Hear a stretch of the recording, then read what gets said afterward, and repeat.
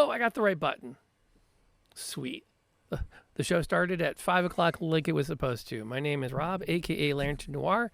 I'm one of the two hosts here at Happy Hour because it's 5 o'clock where we are. And if you're listening to this at 5 o'clock where you are, then come on up to the bar, have them pour you out a drink, get comfy because we're going to talk some Dungeons and Dragons.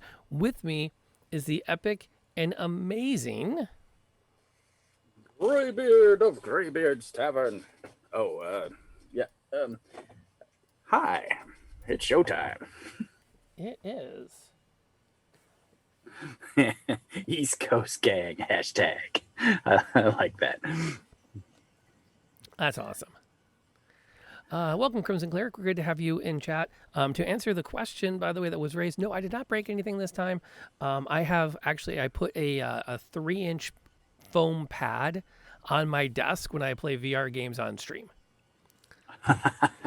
Having nearly broken my hand a couple of times, I can't do that.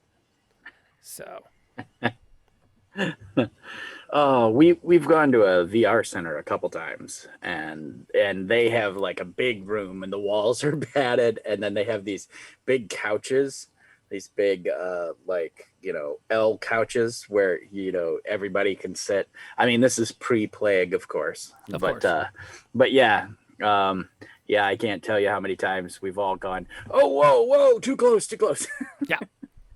Yeah, it's easy to lose track of where you are. And yeah, last week I was really good until I got angry trying to break a pot in Township Tale. And I went for it. And then instead of getting the pot in VR, I got my desk RL. Oh. And yeah, my hand's still a little sore from that incident. But I'm not unable to be here for Happy Hour, which is 2/3 of the fun. I do want to mention a couple things up front as part of our housekeeping. Hang on. Was there dinner plan tonight? We're doing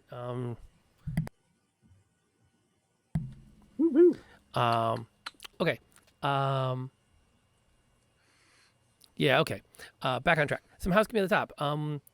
We are part of the Inverse Genius network of content. You can check them out at inversegenius.com.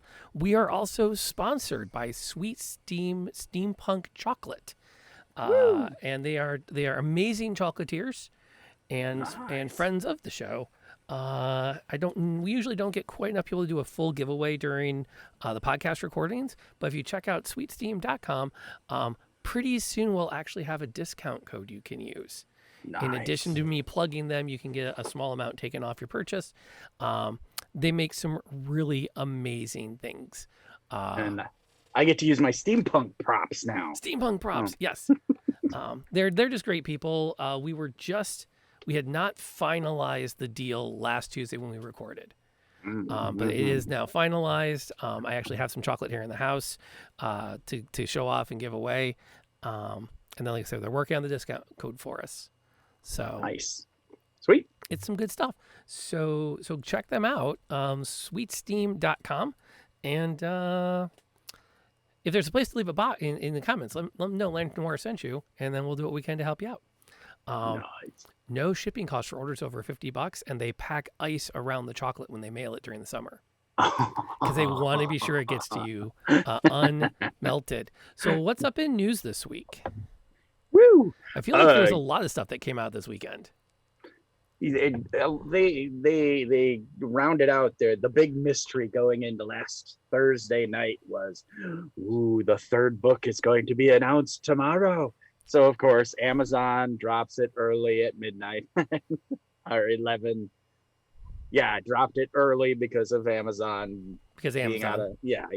And so we all got to see at midnight that it was Fizban's Guide to Dragons. So yeah, it was the big excitement, and you were we gave you the point on your guess because you were guessing it was Dragonlance, and I said, well, they said it wasn't gonna be a book, blah blah blah. So point to Lantern. I will take every point I can get at this point. Me too. I absolutely will. Well, and that's the thing too. Is Fizban was a major character in the Dragonlance sagas, and I almost wonder if the choice to include his title there is any indication they're going to give us more of him and the Dragonlance stuff Ooh. as we come Ooh. along. I mean, we know we've seen Volo Mm-hmm. in stuff.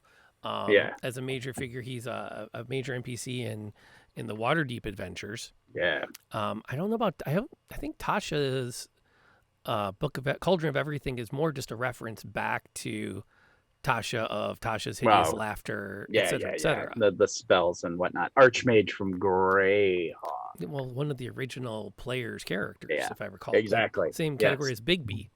Yep. And Yep. yeah, and Melf. Yep. Famous for the acid arrow. Mm-hmm. So I'm wondering if the decision to go with like a specific named character from a lore setting is a hint. Mm-hmm. Well, I don't know, because like I said, I don't know if they're going to do real setting books anymore. I just don't think that I think they're going to do it like they did this. From what I'm hearing is this book is, I mean, they use Fizzban, but everything in the book is so you can use it anywhere. So like Draconians are in there, and they're not just Dragonlance. They're, you can use them. They're templated out, and they're not world specific. So yeah, like I said, I don't know because we haven't seen a Greyhawk book. Their standard, everything takes place, almost everything except for the Dreadlands, which are connected to Faerun. Is there any module that's come out that hasn't been Faerun yet? I don't think nothing's leaping to mind. Yeah, Baldur's Gate. Yeah, everything seems to be set in Faerun. No, thus far. we haven't seen Eberron in 5th edition yet, have we? Yeah, no. So yeah, Crimson Cleric just mentioned that. No, Eberron was a big investment for 3 and 3.5. Yeah, because they held a contest. And big enough they based D&D Online. Yeah. In Eberron. Ravnica. But isn't that from Magic the Gathering? That's Wizards. Yeah, that's from Magic the Gathering. So that doesn't really count, does it? Well, and that's the Strixhaven book that's coming out is the tie-in from that. So yeah, we have not seen, as far as I can tell, we don't talk about Ravnica. Okay, I'm going to make a case for it briefly here when we get a chance to finish up this particular train of thought. Sure. Yeah, so I think, I don't know if we'll see a Dragonlance setting book. I think this is the tip of the hat, the homage to Dragonlance, because it sounds like we're getting a lot of the Dragonlance stuff in here, in Fizzbands.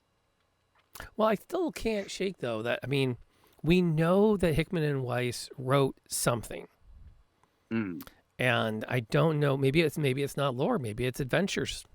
Yeah. Maybe we're going to get another like a Candlekeep mystery adventure book that'll be War of the Lance themed. Right. Because I mean, the one thing that's neat about fiction, you don't need to world build beyond where the characters are. Right. And I've always found it very interesting with D&D that people put so much energy into, I'm going to design this entire continent and I'm going to populate with all these people. And there's this race here and this kingdom here and this over here. And then you drop your players somewhere, usually together. And they don't get, I mean, it doesn't matter what the noble structure of the Elven Kingdom is for 12 months of gameplay, because the PCs never get to the Elven Kingdom. Right, and the campaign may have died at that point. Yeah, long before that. So it's like, so I've never quite understood why. I mean, it's entirely possible that they are going to just build out the world they need to build out in Dragonlance for where the PCs are in that time. Crimson found one Eberron adventure published, levels 1 and 2, released in 2019. I wonder if was that one of the ones in the Yawning Portal? Could be. Is Theros in Faerun? You're more of a lore hound than I am. I'm a storyteller. Yeah, that one I do not know. I do not know. That would be a good one. And then And then the Eberron one, I'm wondering if it's a DM's guild or an official product, because I'm pretty sure I have all the books. Um, Yeah, Eberron Forgotten Relics. Well, let's take a quick peek while we're huh, talking about all that. right, sure, sure. Um, uh, Uh, Now here's my plug for Strixhaven while we're doing that digging. all right. And why I want to talk about it. I'm willing to speak of it, and that was in the information they've given us, because they gave us another update on what's going to be in it. Mm, They brought up the idea of there being new subclasses, hmm some that are this is here I'm reading from an article on Games Radar. mm. Allowed summon spirit companions or manipulate fate by iterating on the mathematical patterns of reality. And I played in college. I played Mm, a game of Mage, and I was mm. a son of Ether, and I was focused on mathematical theory. Nice. So like there was actually no, I was the inventor. We had a guy in our group who was the entropy mage. Yeah, So he was all like tweaking probabilities, yeah. and I thought that was such a really neat way to do magic when they did it. Um, and so it's neat to see them bring it back. Oh nope, Silent Secret is the mythic Odyssey of Theros adventure. Mm. Okay, so Eberron Forgotten Relics. I'm looking that up. So yeah, I thought it was really neat, and I really want to see where they go with this when they come out with it. Like I might pick it up for the reading of it and looking to see what kind of adventures they include in it. Because the thing I liked about Curse of Strahd, we got an adventure out Oh of yeah.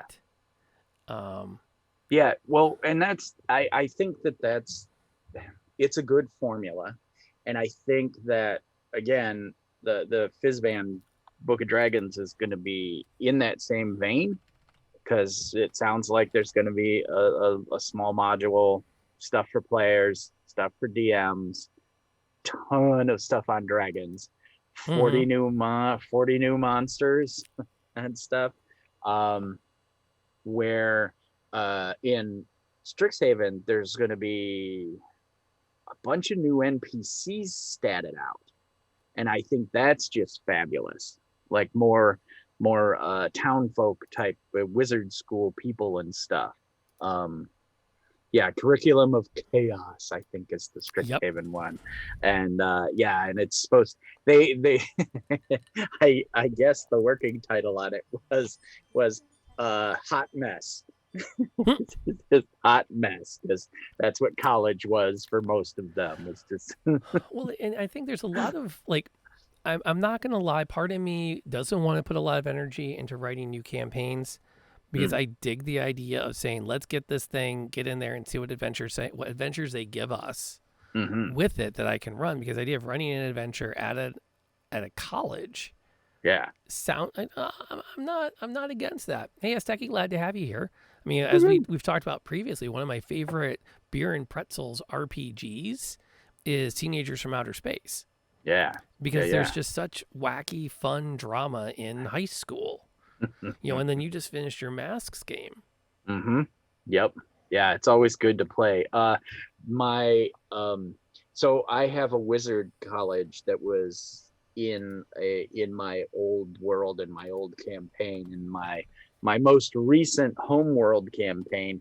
I had to pull the wizard school out and put it in the capital of the place they were at, just because I love to have a Hogwartsy wizard school going on. It just promotes such craziness, constantly. So you can you have bars, and then you have like, one table of wizards sitting there, and you're like, oh, they really look like wizards. I mean, they got starry hats and robes, Yep. and the robes have, is insignia on them, and they're obviously from different schools within the wizard college. And then it gives the players a chance to interact, including my players saved a colony of flumps and moved them across the country to the wizard school to work in the library with the wizards. so that the flump colony could be safe.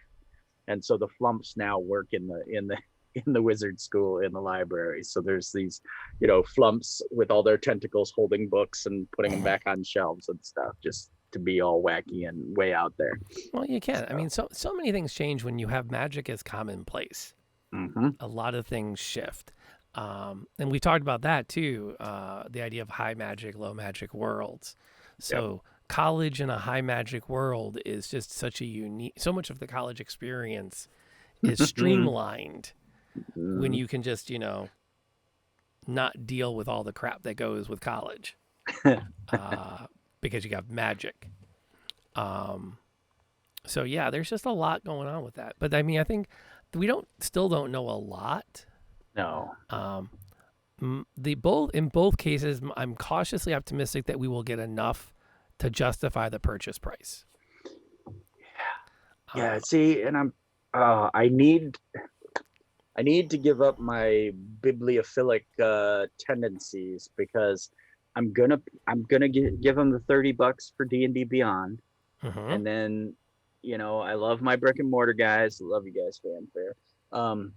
And I'm gonna go in there and I'm gonna give them $50 for hardcover, which is just gonna sit on a shelf. It's just gonna sit on a shelf because I don't have a home game right now because of plague. Yeah. Well, I'll even admit, I mean, I could I'm running Waterdeep with the kids and the family, and I don't need my hardcover copy of it, but I have it. And it's kind of nice to flip through. But even then, we're playing in person. I'm still playing off my laptop. Yep. Because digital is so much easier. Yeah, the DM helper programs that you always talk about, just D&D Beyond itself now, most of the encounters that me and Enna have, we set up, and I just set up the encounter on the in D&D Beyond, and we just keep track of hit points and everything right there and make it happen. Yeah. So we gotta talk about that when we get to the end. I gotta talk about epic combats, because I have a good one to talk about from this past week. So that's that's kind of like the big news seems to be that we're getting more and more hints, but it also feels like it's not a ton yet.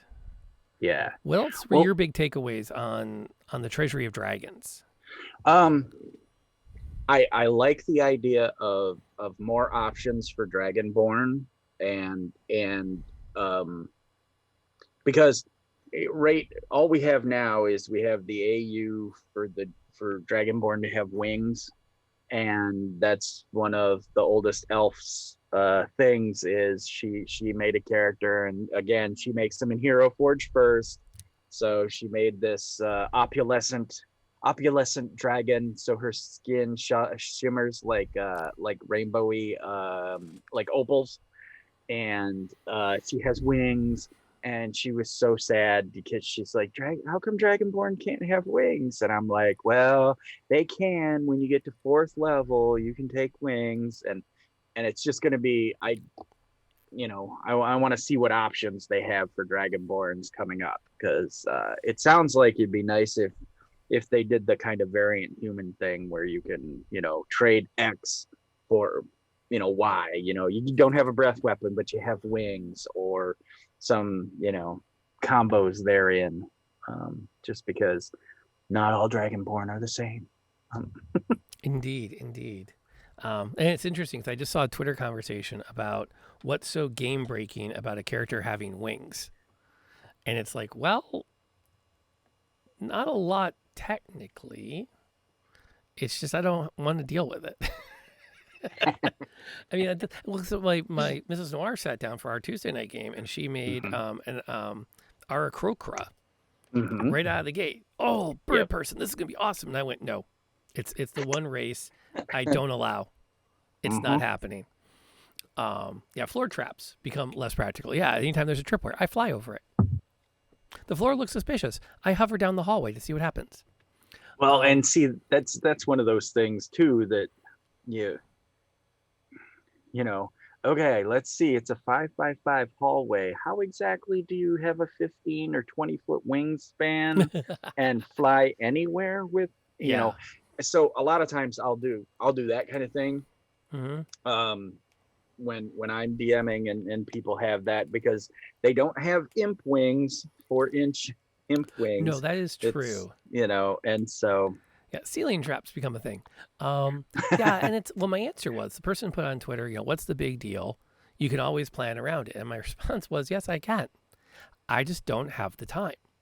yeah. Like my headspace is planning 2-dimensional encounters with Hmm. some 3-dimensional features. Yeah. I'm just not up for putting the time into, okay, but what if she picks up the half elf and flies over here with them? Mm. And what if, because if they're in a city, well, I'm just going to fly up to a rooftop and I'm going to snipe from there. Yeah. It's like suddenly things get really hard really fast. Yeah. But so that all being the case, I can't wait to see what they do with. I don't know how you don't talk about Dragonlance with Draconians. Oh, and that's what I mean. Yeah. That's what we'll see, and that's why I think it's it's a tip of the hat, because it really sounds like they're adding a ton of the Dragonlance stuff. Mm-hmm. I'm sure that the Dragonlances will be in the book, and such. These all pike size lances that were ridiculous but awesome at the same time. Well, they were really, and this is why I guess we're going to segue into the topic I kicked around this week. Because I wouldn't mind just taking a week, one podcast to just riff on Dragonlance. Yeah. Which for those not familiar, it's a book series that came out in the late '80s, early '90s. Actually, may have been late '80s, early '90s. Built around, it was meant to help sell TSR products. Yep. It was a big part of it. It was also based on an actual campaign play Right. of Hickman and Weiss et al. It was the very first Dungeons and Dragons storyline that was meant to be a contiguous storyline that you were supposed to play. You were supposed to play these all through as the pre-generated characters, and you could play along with the books, or you Yes. could do something different than the books. So it was very revolutionary at the time. Oh yeah. Yeah, and that was the thing, is the books and the modules followed the same arc, although you didn't have to match it. You still had challenges, but you could say, well, instead of doing this, we're going to do that. You could introduce your own characters. Yep. You didn't have to use the pre-gens. So you could see, well, what would happen if Aztec and Nebula were coming out of Solace into the Inn of the Last Home instead of Raceland and Caramon? Yep. How would it be different? And then they just kept producing content, because the original trilogy, and I have with me the entire annotated chronicles, all 3 books in one. Now it's lived in the teenager's room for an extensive amount of time, so it shows the wear of a young reader having not read more than, there's a bookmark in it. I don't know if that's theirs. But it looks like they've made it through the first book. Yeah. But it's annotated, so there are little notes in the margins to highlight things of relevance that you might not know, or interesting trivia. And this particular copy is signed by one Margaret Weiss. Yay! I bumped into her at a Dragon Con, completely unprepared for her. Yeah. So I had to run off to a bookseller to find a copy of Dragon, because she didn't have any Dragonlance books with her. Oh. Because that was my plan. I was like, oh, Margaret Weiss is there. Well, I'll just buy a Dragonlance book there and I'll have her sign it. And she's like, no, I'm only plugging my new stuff this weekend. And I went, I'm sure it's amazing, but I know you, I love you from Dragonlance. I think that's what I should get signed. She's like, well, there's a bookseller around the corner. And I went, okay. Yeah. Yeah, but they just kept publishing, because there's the original Chronicles, which were those modules. Then there was the Chronicle of the Twins, which you've also mentioned. They also did backstory novels on all the major characters. And my personal favorites, they released a series of collections of short stories. Oh, neat. There were 6 or 9. I forget if it was 2 or 3 trilogies called the Tales trilogies. And they were all short stories set in that universe, usually involving those characters. Right. And why I Sweet. go ahead. No, I said sweet. Yeah. That's amazing. I mean, more Tasselhoff Burflet is always good. Indeed. And what I loved about them at the time too, I was getting into when I got out of college, I started LARPing, and I usually LARPed as a bard. Mm. So I could like digest these short story collections, and then I'm like, I have stories. Oh, that's awesome. I could That's a I could very good go crossover. and do my storytelling around the campfire, and it was all period-ish, and most people hadn't read them at that point, so they were new stories to everybody. But they were just so well. I mean, at the time, they were profoundly well written for me. Right. Which for me, that was my 6th, 7th, 8th, 9th grade is when I devoured those books. Yeah. Yeah, I want to say that I didn't run into those until in Dragonlance, I think was like late high school, early college for me when we played those, because I didn't DM them. So yeah, it had to be very late high school or early college. And so because that was one of those where they were like, we want to play this, and I'm like, I read that first book, that's awesome, okay, can I be Tasselhoff? And during my halfling period, which still hasn't apparently ended. well, it jumped. I was a dwarf. It was a dwarf guy for a long time, and then I split, and I've done weird characters for the like last 5 years, kind of all over the place, and then the last 3 of 5 characters I think have been, well, 2 of the 5 have been halflings, and 1 was a goblin. So I started being small, playing the smaller races. I had a total crush on Gold Moon. Who didn't? I'm just gonna put that out there. That was she was amazing. I thought because I really didn't have much in the way of clerics and or paladins in my games in that period. So it was really interesting to see they did some really good stuff, because again, they had this story going on that was like epic, and it was about religion, and they had, the prophecies, and things were happening in a way that was, I was kind of hooked on them. And it was cool, because I was like, well, I read the book, but now we're playing it. So it created a weirdness to where you're like, okay, I don't want to do what they did in the book, but I kind of want to do it and see if the dice come out the way things happened. Yeah. Oh, hey, Third Tier, welcome back. Yeah, and that's the thing that gets, I think, I never actually played the modules.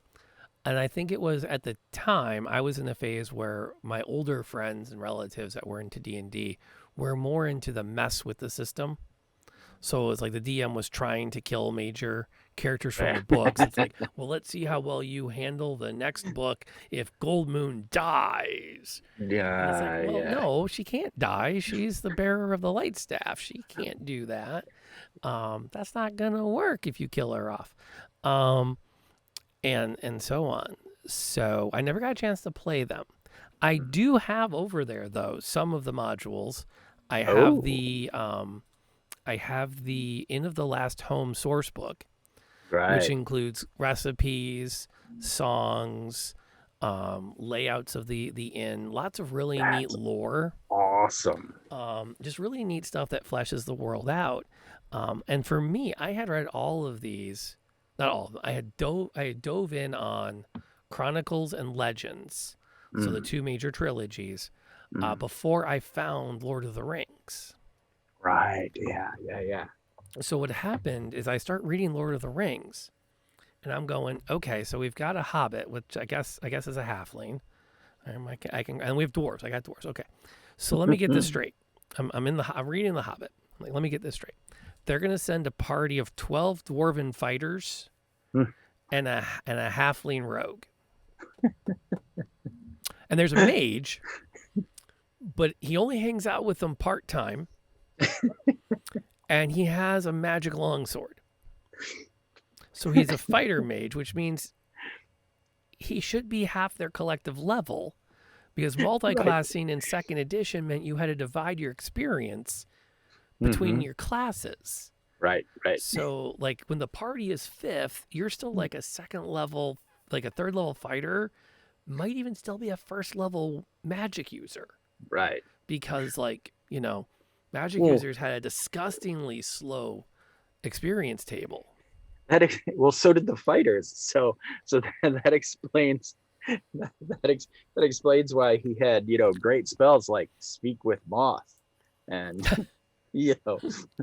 Pine Cone Burst. But it was weird though, because I'd grown up with D&D, and I'd grown up with party balance, and then I'm reading Lord of the Rings. I'm like, I don't get it. There's no healer.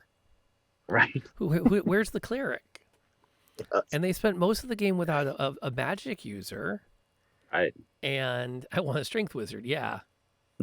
I cast Fist. That's a whole nother conversation we could be having, which perhaps that fits in the mailbag segment as interesting things that come down the pipeline, or off the Twitters, as it were. Yeah. But it was really strange. I had a very difficult time understanding where Lord of the Rings was going, because it wasn't following we have a quest, we have a diverse party, we're going to go on the quest, and then we get done with the quest, we all go back to the inn and relax. Yeah. So I had a dog-eared first edition book of The Hobbit that, after my parents got divorced, one of my mom's first boyfriend after the divorce, he had this first edition The Hobbit book, and I had told him that I played Dungeons and Dragons because I was only like 9 at the time, and I had played like a year, for a year at that point. And he's like, "Oh, well, you're gonna love this," and he gave it to me, and I mean, it was way before the fantasy genre became so codified. They really, I remember when like Crystal Shard came out, and Elfstones of Shannara, and trying to think, Lord Foul's Bane, and these fantasy series came out, but they were riding the coattails of the D&D phenomenon, but they were still written like with the twist from the 70s stuff. So it really, there were no rules yet. It wasn't until like Elfstones, the second or third Elfstone books, that like Wheel of Time finally came out, and things started to really get, here's the quest, here's the people. We don't waste time. There's not 60 pages of Frodo spending a year or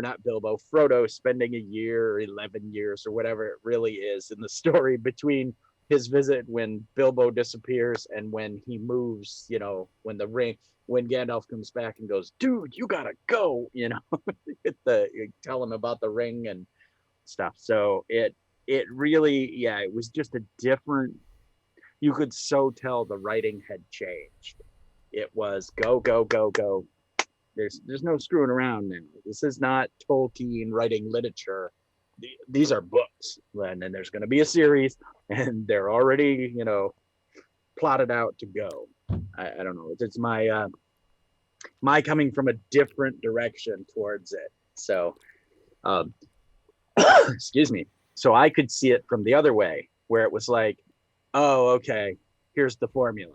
That kind of it came at me differently. So yeah, well, and that's, again, everyone comes in from a different place with this Yeah. stuff. I also think that as you mentioned, Tolkien went off and wrote literature. And I'm not going to besmirch the writing in the Dragonlance novels or other popular novels of the time, but they were definitely written to be approachable. Yes. They weren't low level. They weren't they weren't YA. Well, I guess what you would think of as YA level writing. Right. Although again, I find fascinating with the publishing industry. YA does not indicate reader level. Yeah. It's level of main character. Oh, So if I the did not know that. yes, according well, and that it's weird. The publishing industry officially classifies books as youth, young adult, and adult, Hmm. not on difficulty reading or difficulty of language, Yeah. but on the age of the characters. Oh, Um, weird. Okay. and then That's yeah, good to know. well, and the logic I think they use is that the people want to read about people their own age. Hmm. So if the book features a character who is in the young adult age bracket, Yeah. then it would make sense that they are going to be more than likely featuring those characters. So Tom Bombadil was in the movies because he's not important. Oh, well, so long, horrible, long running debate between me and Dr. Gear and Muddy at the tavern here. The those two love Tom Bombadil.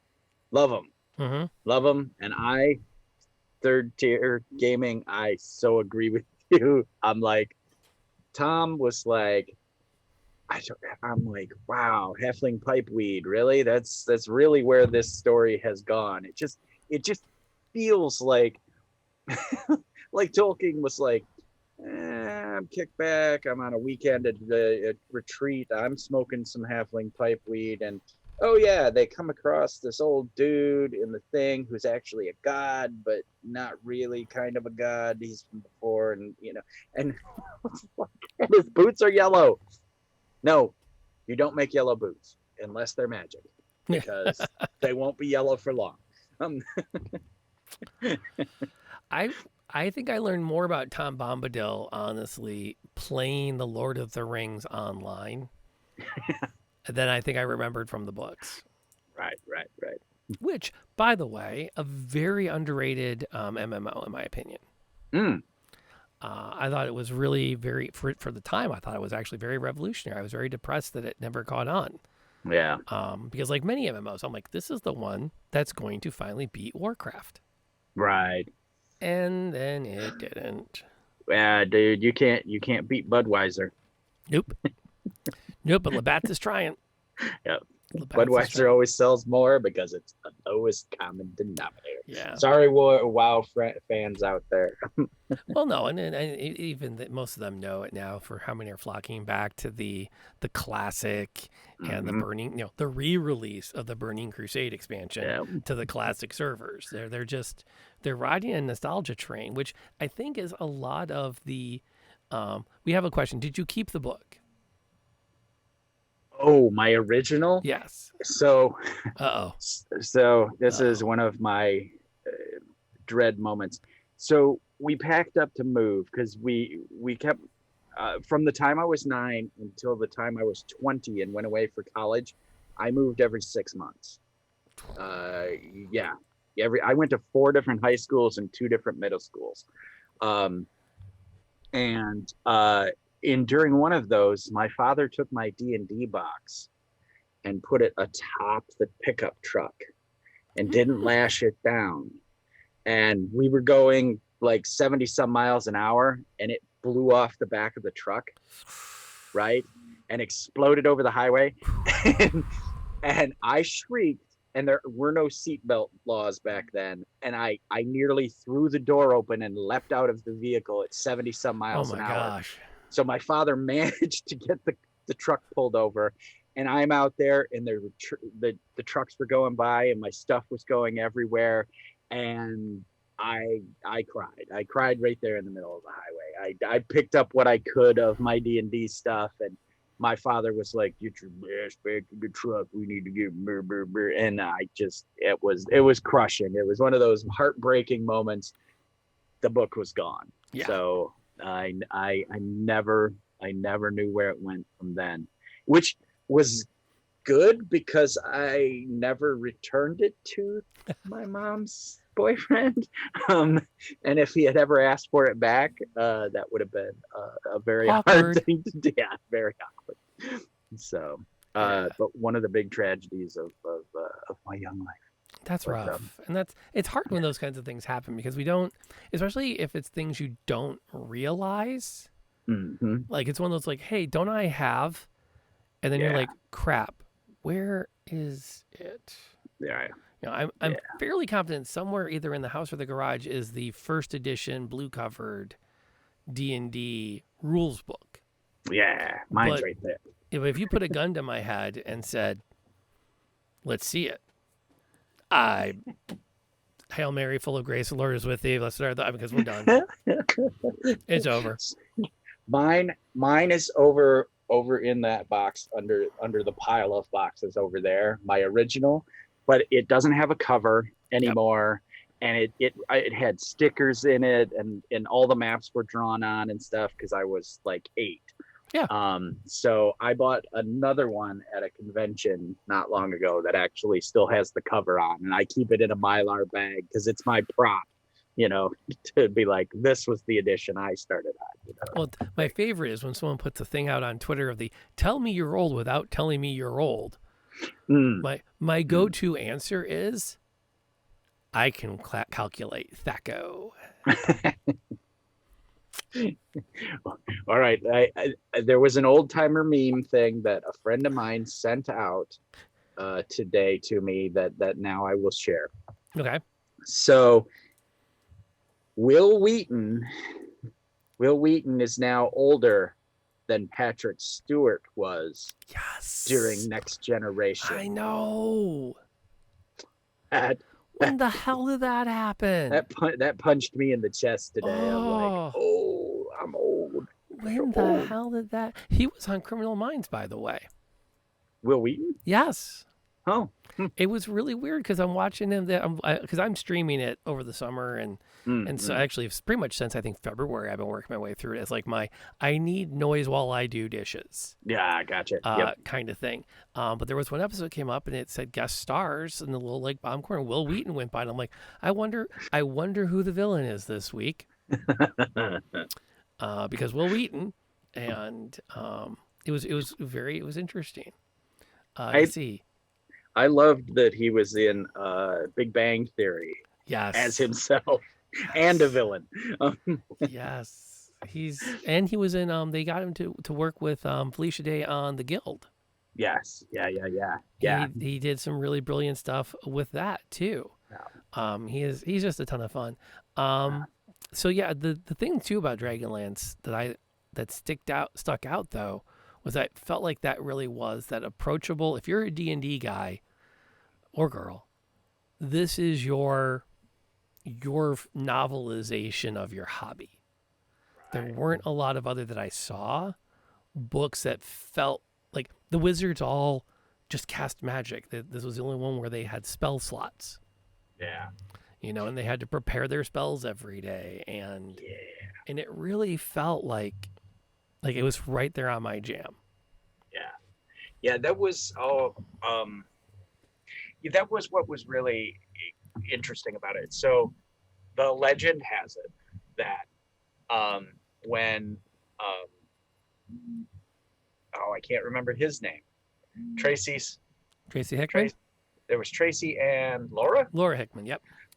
When they were riding out to take the job with TSR for game design, right?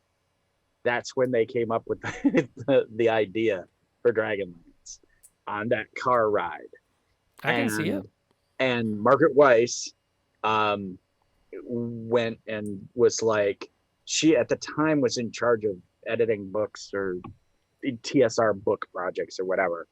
And she went, yeah, we need to do this. And we need to write the books to go along with the modules and all this. And Gary poo-pooed it. Gary didn't want it to happen. He was like, that, no, people need to make their own characters. We can't have pre-generated characters. Even though modules up to that point almost all had a few example characters that you could play. Yeah. But they weren't integral to the story. No, they were designed to be the, I want to play D&D with my friends. So-and-so's brother wants to play. He's never played before. Here you go. Insta character. Tear it out of the module, and here you go. Yeah. The other thing I thought was fun with DragonLances is the way they did time travel. Because I don't know. Okay, I think it came up in the second. Is in the either in not in the Chronic, not in the War of the Lance. It was in one of the other trilogies. But it had to do with time traveling, and the idea of stopping the cataclysm. Oh, sweet.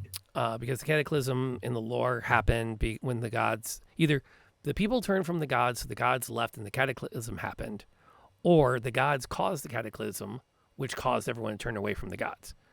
It's what made the idea of the introduction of the gods a revolutionary thing in the period of the War of the Lance. Yeah. Which also set up this really rich, heavy, like philosophical debate about religion, faith, etc. Yeah. That for, a fantasy novel I thought was really, really deep.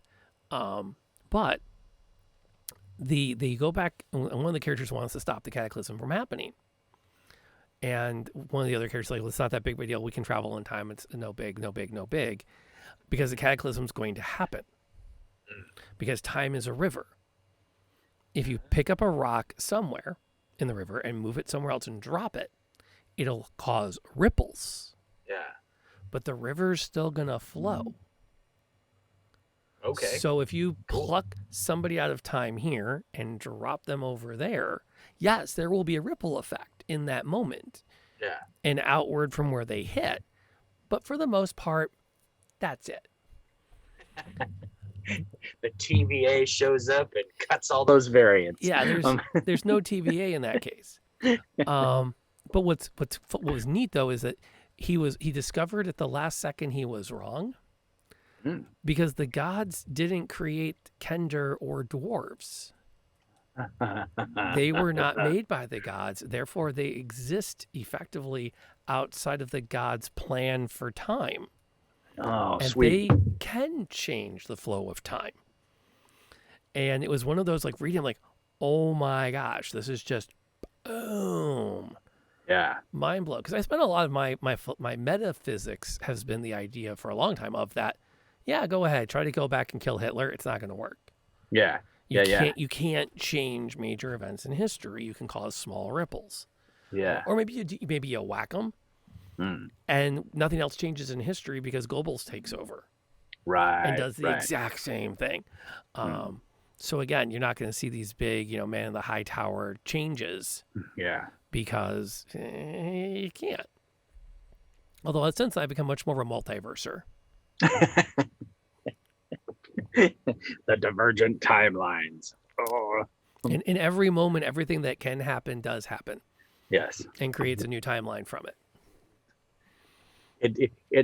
I played in a couple of timeline RPGs, and in one of them, I was the character who came back in the future to assemble the team to correct the things for the timeline, and my character kept saying, "Well, it all depends if your time is loopy or stringy," and and that kept being his whenever we got to a point where it just got too mind-boggling in the stream, he was this like hardcore sergeant, the sergeant who came back in Terminator kind of thing. Yep. And he would just say, yeah. Well, welcome aboard, Floofy. We're glad to have you hanging out with us today. I'm not sure why our chat box isn't showing up. I don't know what's going on with that. But on the stream, the chat's not coming through. And I'll have to check my VODs to see if it was running earlier today or not. Because this is my second stream today. So, because I'm enjoying it. You could kill Napoleon and stop the unification of Germany and this World War, and that's World War I and II. But again, if you ascribe to the time as a river philosophy, whacking Napoleon just means one of his generals takes over and does what he did.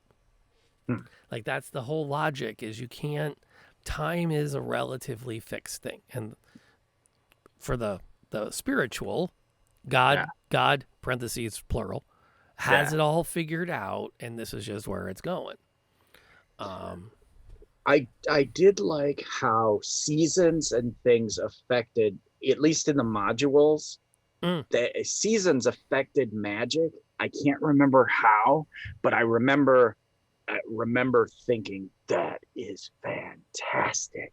mhm. And again, I always talk about Harn.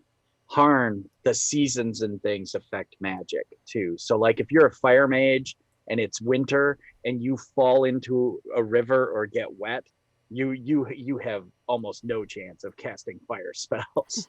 It affects things, and I've always liked to have that sort of stuff in my role play universe. That I always think that's cool. Phases of the Moon, if I remember correct, were also a major part of it. There were just so many elements that they added in Yeah, that were, I guess you could say, optional rules yeah, from the core game, which is kind of neat. The Kender were also unique to the Dragonlance setting as their version of halflings, yeah, and I'm not entirely sure like why they decided not to use the term halfling, yeah. except to just be a little bit different. It could have. They at that point they could have been in struggle with the Tolkien estate, or Yeah, trying to break away from Lord of the Rings and make them that much different, because in 3 and 3.5 they changed the halflings. Basically the halflings had been hobbits until 3 and 3.5, and then they were like, oh no, they're wandering river folk, and they're skinny. yeah, They're yeah. skinny, So which the Kender were. Tasselhoff yep, was always drawn as a very slender, yep, almost wayfish um, kind of a character.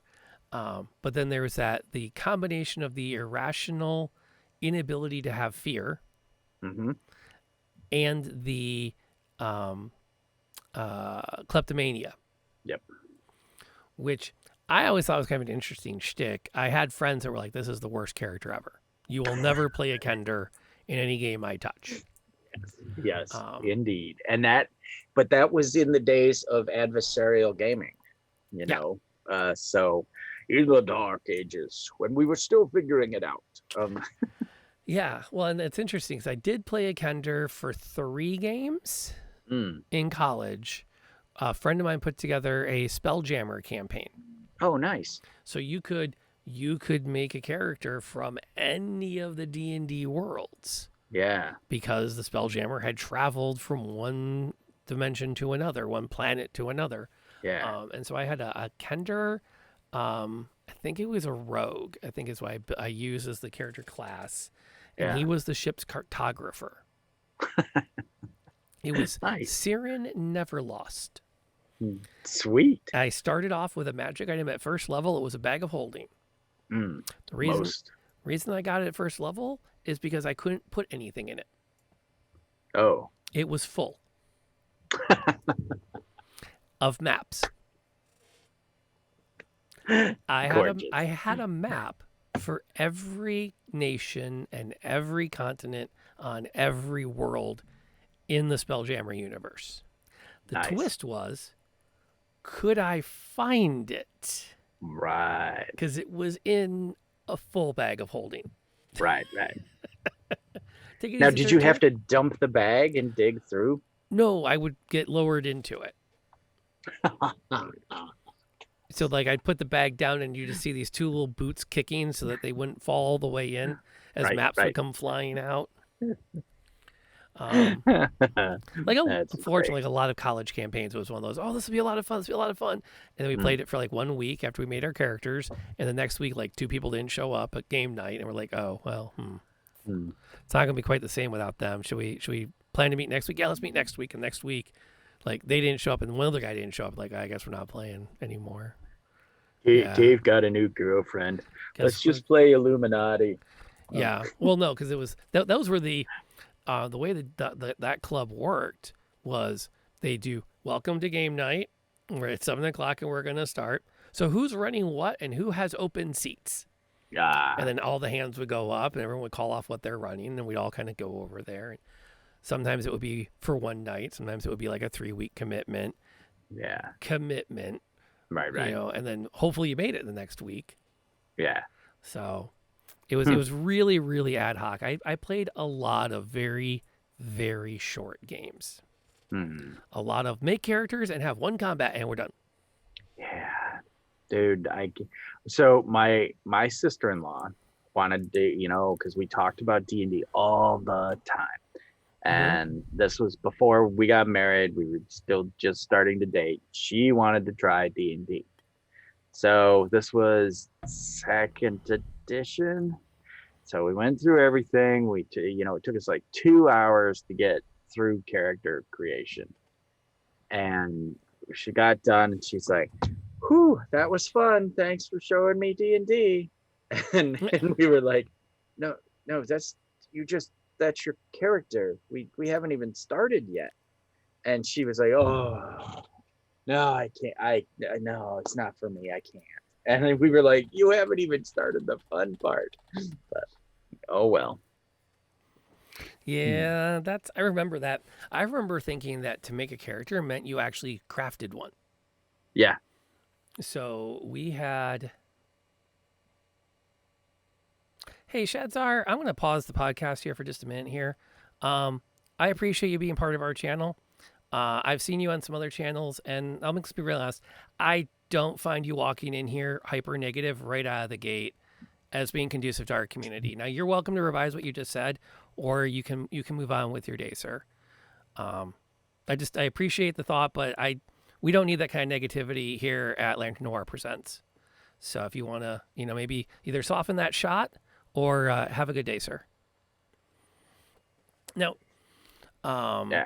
coming off the back end of that, because I thought making a character meant you actually physically made it. Yeah. Because my uncle had said, I just made a dwarf, and he's like this tall. He's got this big beard. Yeah. And I thought, okay, that's really kind of cool and really kind of fun. When do I make mine? Yeah. And so we sat down, we did all the paperwork to make a character, and I'm like, okay, so when do we make him? And I was expecting, woodworking and wood carving and some paper mache, maybe. Yeah. Well, my cousin was very into wood crafting, and like he's an artist. Yeah. He works in advertising now, but he did a lot of wood burning. Yeah. Was one of his early art mediums. And so it was really kind of neat. But I was flabbergasted, very similar. Like I didn't know what it meant. Yeah. See, and that was my first experience. We were handed characters. We were, basically, my DM took the elementals stat blocks and just made them characters. And we're like, here you go. You have this many hit points and this is your armor class. It just gave us the elementals to play. And so there we were elementals playing D&D in my first campaign. So it wasn't until Redbox really that I understood that, oh, okay, now we gotta make these. So we have a very quiet mailbag this week. Okay. But I do want to, in our mailbag segment, I want to bring out something that came down the Twitters. Okay. And that is Jenny, who does a lot of YouTube content for D&D. Raised a question about an older tweet of hers. Yeah. Was built around being suboptimal. She put out a tweet where she said, okay, yeah, that's you should be allowed to be a suboptimal character. And it got me thinking more about the line about where are you not playing into a typical D&D player's covenant when you make a character that is suboptimal. Yeah. So they min-maxers was the term for the longest time, and then when Pathfinder really came on the scene, the whole min-maxing kind of gave way to optimizing. You got to come in with an optimized, and and Pathfinder Society really led to the hyper focus on, you know, well, your character, if they're not optimized, they're useless, because you could come into any table and sit down and you're bringing the party down, you know. So I really think that it nobody was paying attention early on. There were min maxers and there were other people, and there were no session zeros, so people really didn't, you know, whatever, you're coming in with a wizard, great, I'll cover your butt. And you know, nobody thought about party roles that much and stuff. So it went back and forth a lot during that period. But then as we moved on and started to think more about optimized characters, I really think that you could tell who was optimizing and who wasn't. It just, you know, I have a tendency to, if I make an optimized character, it's for role play purposes. You know, I make a big hulking monster because I want to be the protector of the party. And so, yes, he is, you know, way out there on that far end, and he's got as high AC as he can and everything, because that's the character, you know. It's not because, okay, if I do this, then I get the +3. I have to have at least +3, you know. Yeah, and that's, I mean, yeah, I see that. And I think for me, the issue is the line between optimized and viable. Mm. Like, I want to play a fighter, but he's going to have a 7 strength. Mm. That's not a viable character. God. He's not just not optimized. He's like, how are you going to fight? Mm. Well, you know, he's just not very good at it. Well, then what the hell is he doing adventuring? Like, really? Boy, I should have stayed on the farm. I would go with it. I would say, okay, sure. Is he an archer? Is he what's he Well, got yeah. going on? But you that know? but that means you're looking for viability. Yeah, that's true. If he insists on being a melee fighter Right. with a 7 strength, it's like, I know.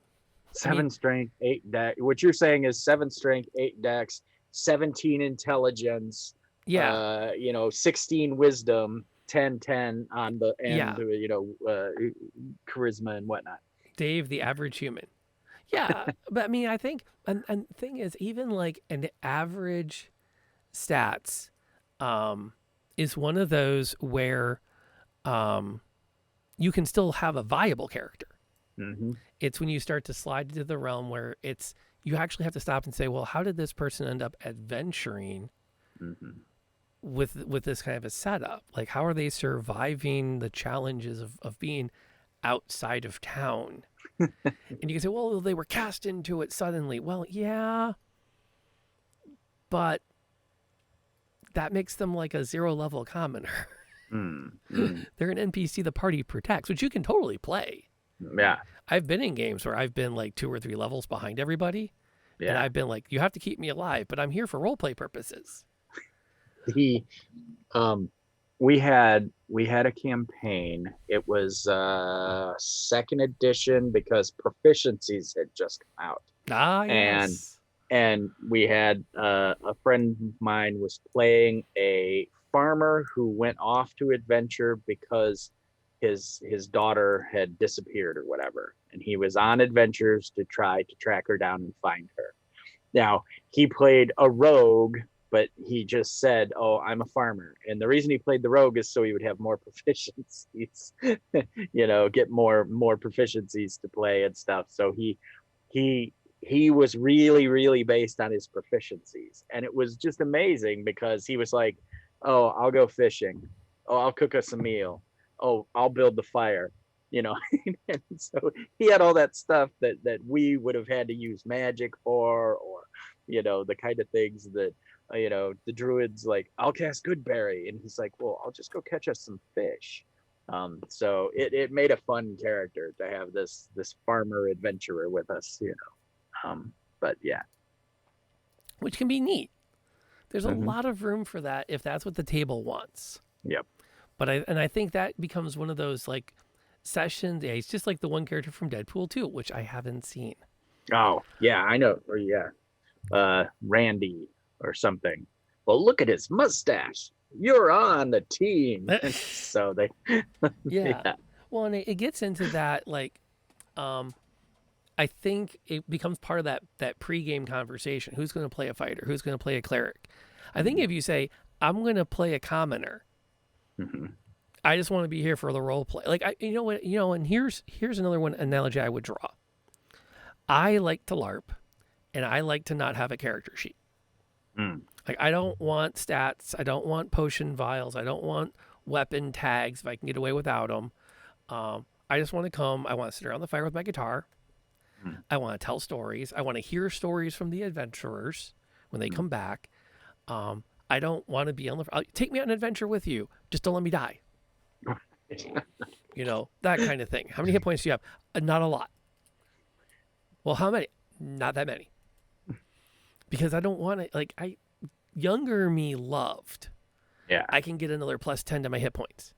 Older me just doesn't have the energy for that anymore. Yeah. And so like at the game table, like if a group was going out, say, we need more people for this quest that we've been given. We're going off to the monster caves. Yeah.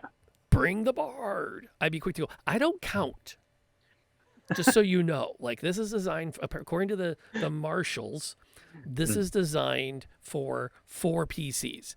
I am 0 in that count. Okay, just so you know. And it's like, and I'm not afraid to say that. They say, well, we brought the bard. No, you didn't. You brought the old fart with the guitar. Mm-hmm. That's what, yeah, the bard in The Witcher. Although, okay. I want to push back on that. All right. For a couple of reasons. First of all, I want to demonstrate to anyone watching that we absolutely can disagree with people in chat, and we don't have to ban them. Ah, good. Unlike another individual that we had to. Yeah. Which All right. we will drink to our first official ban. Yeah. But I think he had levels of bard. He was persuasive. Right. He swayed people. Yeah. He rallied people. He had a few critical fumbles. Mm-hmm. But I think, he wasn't a fighter. Yeah. He was definitely a +0 to hit. They're like 0 proficiency bonus. Hit point total, really low. Yep. But I think he was a viable character. Yeah. I love him in the books. I adore him in the series, in the TV series. I can't say enough good things about Javier. Javier? No, how does he pronounce it? Anyway, he's a fantastic character. He's really, really good. And I think that depending on the campaign, we played Into Avernus. What's the name of it? The Avernus module. Yeah, Descent we played into that, Avernus. And I played a bard wizard. Okay, with he was the war mage, and didn't have a fighting bone in his body. His spells were all like vicious mockery and things. He was the accountant. The hey guys, we need to pick up some more rations before we go out on this mission. Really, I'm telling you right now that we're gonna starve. And I checked again. Yep. We do not have enough food for this. The math says. So yeah, he really and truly, I love that character. He was so great. He got beat up by the paladin who was running the party and everything else, but he had flaws, and it is great to play. It is great to play up your flaws as long as it doesn't disrupt the game completely. It's one thing to, have your one moment of miscreantness every session in 3 hours. You can have it as long as it doesn't derail the whole thing every session. So. Yep. Yeah, I absolutely 110% concur with that. I think that's one of those where I feel bad because so much of that conversation Mm. around the right blend of hide behind the pile of bards. Oh, that's a Mhm. whole different shtick. That's all that is there. That's just a whole different shtick. Um, although that is really funny if you've never seen it. Mm. I love weird parties. I love them. Yeah. If we, um, but again, I've played, Mage the Ascension. I've played Ars Magica. Hmm. I've played, the Vampire, and Oh yeah. we're party comp. There's no party comp. Making it well, and that's like my philosophy. Like we're starting a new campaign tomorrow night, which is a Mm. nice segue into what's going on in our gaming Ah, lives. awesome. Tomorrow night is going to kick off a new campaign Mm. for Wednesday night. We had to move Candlekeep onto permanent hiatus Mm. because it became evident that with the time difference to Sweden, we just can't keep our Wednesday sessions. Mm. But we want to keep that group together because those amazing people do not want to stop playing together. They're having That's too much fun. awesome. That Um, that's hard there. yeah, and they're good people. I appreciate having them as part of my gaming life and as part of my real life. I'm actually hoping to hang out with one of them this coming weekend Oh, because sweet. I'm going to be going to their part of the country for a Oh, conference. nice. But we're starting a new one, and I'm like consciously like I don't care what they make for characters. I don't care if they have a healer or not. I don't care if they have their tankies. Despite my hatred for flying characters, Yeah. Tiffany had made a fairy last week Yeah. because I had access to it through some UA Right. on Right. D&D Beyond, and I went, oh, let's just have some fun. We have some time to hang out. Go ahead, let's make this character Yeah. and see what happens. Lillian is my favorite of all of the 3 characters I've ever made. Lillian has some interesting backstory. I can tell you've put a lot of passion into Lillian, That's awesome. and I really respect that, and everything that goes with it. Um, so, so yeah, it'll be really neat because I don't think we need great party composition as long as everyone is competent, at least can contribute. Yeah. If everyone can contribute, it'll work out. The my home game, they had for the longest time they had no fighter. They had no fighter. It was a bard, wizard, rogue, and druid. Mm-hmm.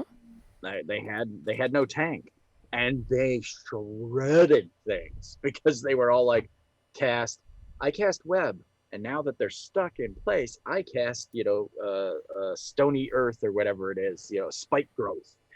Well, Mm-hmm. now that they're stuck in the web, I spike growth them. Oh, and now I drop some fire on them. Or, the one that got through, I charm him, and now he shoots his buddies, Mm-hmm. while they're stuck. It's fantastic to see Well, crazy group, yeah, and in the old days, the second edition, you had a very viable party of just fighters. yeah, Like maybe like a wizard, and the back in those days. Well, the 2.5 characters, Dave, the average human wasn't my idea. Fair enough.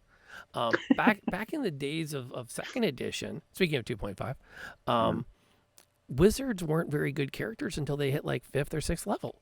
right. And the whole concept was drag Bob along with you and his character because eventually Yep. he will be cool. But yeah, so Yeah. that's my Wednesday group. We're going to be starting a new campaign, session 0, this tomorrow night. Mhm. Curse of Strahd, they had one fight. It took, once again, all we did was combat for a session. Mm. It took 2.5 hours, and it wasn't ever boring. That's awesome. And I have to say that I give a lot of props to 5th edition Yeah. because I didn't do anything special. Like, Matt Colville likes to talk about how you have to have action-based fights, and on this turn they have this action, on this turn they have that. So they keep changing it up. Between character descriptions and Mhm. character tactics and just interestingly built characters, Yeah. it was an engaging 2.5 hours for all 5 of us. Yeah. It was the party versus 3 revenants and a greater revenant. Yeah. Now, granted, a lot of it was Keystone Cops, Yeah. where But that's it. If people describe their actions and Mhm. interactions in a good way and you have fun with it, that's amazing. yeah, there were some suboptimal choices. I mean, the revenant at one point headbutted the ranger after throwing her sword at him, and I'm like, this makes sense and it looks epic. And if he Yeah. fails his strength save, he's pinned to the woodwork by this long sword, because Sweet. that'll look cool. And then she's gonna grab his shirt and headbutt him because she's that badass. There you go. But it was just really, it was like really neat, engaging combat. And once again, they tapped themselves out in their first major combat of the day. Yeah. And now they're like, oh crap, we had like 3 fireballs go off. Most of our second level spell both of the NPCs died at some point in the combat. One of them got popped back up immediately by the paladin, who she then turned around and popped back up because he almost went down. And then Irina died, and the paladin went to pump her full lay on hands juice, and I went, oh no, it's not that easy. Yeah. You're talking to the raven, the goddess of ravenkind. I'm sorry, the avatar of ravenkind. You're making a deal to get Irina back if that's what you're going to pull. Right. This, Yeah. No, this is going to cost you. No. Put them together, rub, and clear.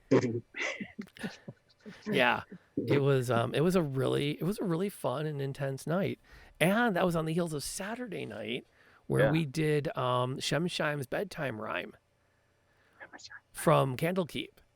Oh, It's one okay. of the. I'm like, I don't know this one. One of the 2 4th level adventures. You have to go. I mean, if you have the ear space for 4 hours, Yeah. you got to go back and listen to it on YouTube. It's an amazing group of players.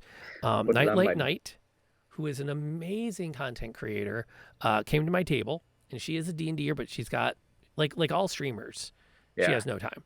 And she played a halfling from Brooklyn. I don't know why her halfling had a Brooklyn accent, but that's the accent she picked for it. Faerun, Brooklyn. Yes. Okay. And it was like, okay, we're gonna go with it. And it was just, they did a great job with it. It's a fun adventure. It fits well in a 3-hour session, 3 or 4 hours, and it's event based. Oh, nice. So while you're like, I kept watching the clock, and when we hit like 9 o'clock, I was like, okay, we need to move into this phase. All right. Yeah. 9:45, we need to be in this phase. Okay, we've just turned 10:15. I got 45 minutes. End boss. Go. Yeah. And it was Nice. It flowed so well. I'm coming off of this week, and I'm like, oh my god, I'm just exhausted. Yeah. And anything I'm not doing with that, I'm working on my Kickstarter, because not the one that starts Wednesday, but hopefully the one after will be a major 15-week campaign story arc. And so I'm hoping to get lots of goodies for the stream. And so we'll see where they all end up. Like example, intro reels that I showed you before. Oh yeah. Very cool. Cool. So Can't wait for people to see that. Yeah. So. How has your week been for gaming? So we had our first Monster Noir using the City of Mists system over on Indoor Adventures channel. How did it go? It was really good. We had PDF malfunctions and whatnot that that were cumbersome, As one does. But yeah, the system is really smooth, and we had a good time with it. We introduced some new characters, and yeah, we just, it was really just a good beginning. A good beginning. We technically calling it our season 2, even though we played for like 2.5 years once a month together. It was exciting and new, and okay, there's a different system and stuff. So yeah, we had a really good time with it. And then the Grognards on Saturday, we not streamed game. We're rounding out the story arc for my we're using the Impulse Drive system, which is a Powered by Apocalypse game, but we're using my my space homeworld universe, and it's a very beer and pretzels tongue-in-cheek kind of Star Warsy kind of rip-off thing. And there's 40k space orcs, and there's the main bad guys are chaos. They're the confederated hegemony of allied states, and so all the puns are there, and it's very punny and a good time. And we were we had a great time with that. Sunday we played Wilder Myth on my stream here on my channel, and Wilder Myth is just so amazing. It looks really good. I've been meaning to pick it up. I mean, it's paper cutout characters going along, but it's like a pop-up book, and it's so gorgeous and so fun. The only thing, as a dyslexic, it's hard for me to they use some fonts that are rough for me. So, but that makes some really, really funny moments in the way I'm reading the text, and I get tripped up on the text, and I can laugh at myself. And so there were a couple of times where I read it was something about old folk hero, but I read it old folk hero. So it's like this old man came stumbling in, balancing on his shield because he's so old. It made me laugh to myself and hopefully to the audience. Speaking of fonts, there is a YouTube video out there as to what the most readable font is. Comic Sans is actually in the top 5. Yeah. And the whole everything has to be Times New Roman because it's the most readable. It's not. Yeah. It's just everything has to be in Times New Roman because someone said everything will be in Times New Roman. Which that's a Microsoft thing. Well, personally, I don't have a huge problem with it because they're all relatively the same for readability. When you get into the fonts and the scripty fonts, it starts to break down. Yep. But I did see you were streaming that Sunday. I'm glad. I want to play it. I just don't have I have so many things going on game wise right now. I can't add another. That's what my Sunday show is about. My Sunday show is about playing a game and finishing a game. Yep. Because otherwise I won't. I'll play, I'll play 6, 8, 10, 25, 107 hours of a game and then just I'm done. And move on to the next thing. So it's really great to have that Sunday to go in and play a game and try to finish. Yeah, and that's if you can pull it off. My mistake of starting this Township Tale is that it doesn't actually have an end. It's a it's a Minecraft. There is no stop. Yeah. But that's been my other major game lately. I want to get back into Solasta too. I might spend some time playing that off stream or just make myself stream it later this week. So they're looking at. I don't know why Ariel is such a default font. We should wrap this up. Okay. Oh, go ahead. I was just going to say third tier gaming. Ariel is one of my favorites for being dyslexic. So yeah, total props on that. So cool. Well, thank you. If you're watching us live on Twitch, thank you for being here. If you download the podcast, I apologize for some of the Twitch noise that came up over the course of our recording. I do not do heavy editing on these. Part of the fun of this is it's not meant to be that heavy. It's just us hanging out, talking about what comes to our minds and sharing it with you. So I do apologize a little bit for the wackiness there. But it also, hopefully, is a reminder that this is a welcoming community. It's a positive community. You are welcome to join us anytime for a live taping of either Happy Hour at the Old Timer Tavern or any other content at twitch.tv/Lantern Noir. If you like the podcast, feel free to leave a review on your podcast platform of choice. And we just love the feedback. You can also send us comments via email at oldtimertavern@gmail.com. We love talking about whatever you send us in the email. It just keeps us from rambling about more random crap from our collective 75 years of tabletop RPGs. Thank you for the download, and we'll see you all next week. Woo. If you're here live on Twitch, thank you for hanging out with us. It's always good to have people here. Yeah, absolutely. You can disagree, but do it in a constructive way. And I think, and I went back while we were talking. The gentleman who was removed from the channel also had a very similar situation earlier this year. When we first started off, we were discussing representation in games because we decided we go after some hard topics right out of the gate, and was very adamant that RPGs are intended to be either full fantasy or full simulation. There was no middle ground. And took no small pleasure, I think, in clipping us out of context to say see. I'm not terribly shocked. I'll be dropping a note with some other individuals about that. So it's a shame, but we have a positive community. We want everyone to be here. We welcome disagreement on things we can disagree about. Yeah. And have fun riffing and playing, and like a bunch of folks sitting around at happy hour. That is it's interesting too. Now that you've said it that way, to me, that is a big part of even at a happy hour, if somebody gets their panties in a notch hard enough,